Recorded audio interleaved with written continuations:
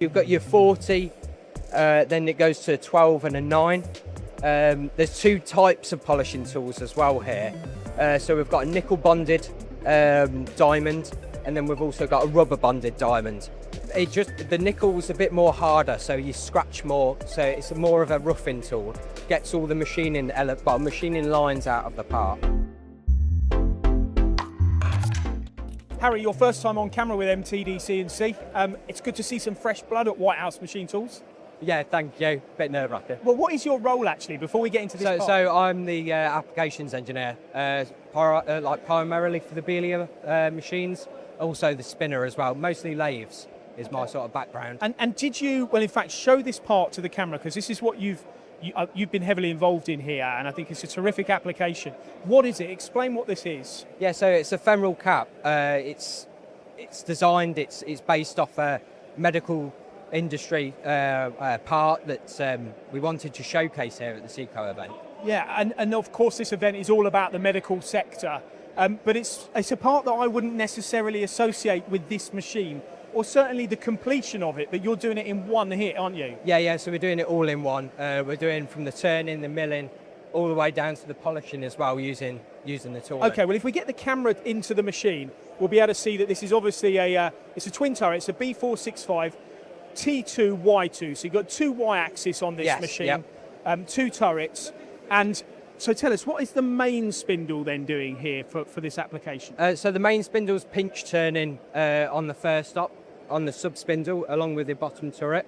Okay. It'll then do a semi-finish pass before then doing a traditional turning elements on the main spindle. So that's like rough turn, finish turn, drill, rough bore, finish bore, and some milling as well on there. And then the bottom turret will do primarily the pinch turning, and then it's just all focused on polishing from then on the sub spindle. Well, I noticed we've got the camera on these polishing tools now. Now there's 4 in there. So when you see the part on the sub spindle now, which is finished, isn't it, essentially? Yes, yeah. It's them that is creating that finish on that part? Yeah, exactly. So you, similar to sanding some wood, you've got your 40, then it goes to a 12 and a 9. There's two types of polishing tools as well here. So we've got a nickel bonded diamond, and then we've also got a rubber bonded diamond. It's just the nickel's a bit more harder, so you scratch more, so it's more of a roughing tool. Gets all the machining lines out of the part. So that almost sounds like a contradiction. You're scratching, yet you're trying to create this amazing polished finish. Yeah. How does that work? It's hard to explain. It's better in practice. When I look at this now, I'm thinking, well, you've got 4 tools there. Isn't that awfully time consuming to have 4 different operations? Yeah, so it is time consuming. So you're looking at each tool is about 25 minutes worth of polishing. But all you're trying to do is you're trying to scratch that surface, but at a very micro level.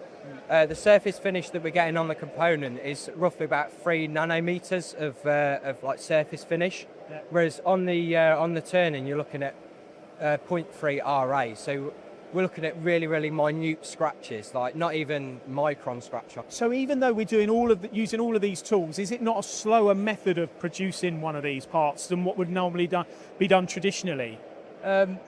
Or is that not really the issue here? It's more about doing it in one operation. Yeah. The issue here the solution here would be to solve it in one operation. Yeah. This would be perfect for a customer that has a fixed head lathe but has limited capacity in their machine shop.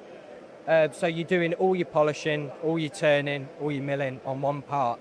We're also measuring it as well. Okay, we'll come to that in a minute. Now we're looking at this application. You've done this because it's the medical sector, I get it. Yeah. But have you got any real life working examples of someone that's doing something similar than this then? That you could... Yeah, so me personally not. I'm a bit new to the whole role, but we do have customers based out in Ireland that do this very specific polishing part. With polishing elements, but they're all done outside of the machine. This is sort of like a first to be polishing on the machine in one hit. And there was a company you said that was doing, I think we've been to them, that was polishing like rails or... Yes. So they were a hardware manufacturer for like designer handles and door hinges for the real high-end clients based in Birmingham. And they're looking at these today to minimise their minimise. Just to get the throughput to Yeah. reduce the handling of parts, to reduce putting it on different machines. Yeah. Harry, the Biglia machine itself, could you not do this then on any twin turret machine, or is there certain features on here that you'd go, well, you know, we've got the weight in the base, we've got the displaceable tailstock, we've got, you know, powerful turrets. Is there things on this machine that mean you can do it on here, but you couldn't maybe do it on others? Well, first off, this is a very rigid machine. Biglia have been around for decades now, especially in the UK, and they're very fixed, rigid machines, which is perfect for this Cobalt Crome material. Another thing as well that this machine is really unique at is it's got a real soft handling parts catcher to it. Going to be my next question. So Yeah. how on earth do we get that out of there without damaging it? You've done all the hard work and now So- you've got to pick it up. So the best thing to do now would be to pick it off with your fingers. Well, Right. we've designed that, but for a robot. Yeah. So with this 465 and with Biglia in general, they have this specific parts capture solution. Okay, So gotcha. we've got some 3D printed jaws there Yeah. that are printed to the roundness of the part and to the form of the part. It'll pick it up very slowly and then drop it on our on the conveyors, conveyor. and then it'll be unloaded. And then once you've done that then, I guess the final part of the operation then is here. So you're then using the equator to check it dimensionally. Yeah. So again, we're just showcasing sort of what you can fit in this small footprint of a machine. So we've got all polishing, all turning, all milling, and then we've got measurements as well within line of the swarf conveyor. This is another part that we're doing. So this is a aerospace-based part. Again, fully like spherical on the outside. This isn't polished though. I was going to say unfortunately. the finish on that is slightly different. Yeah, but this is stainless. So this is 316. So compared to the Cobalt Crome that we're working on the Femoral cap, it's well slightly more easier to machine. Yeah. Well, it's a really, really good demonstration. And actually, I've seen turning centres produce complex parts, but I've not necessarily seen turning centres like this fixed head machines produce something with a surface finish like that. Not from a Biglia anyway. So it's really, really good to see. Harry, thanks for your time. Yeah, thank you for your time.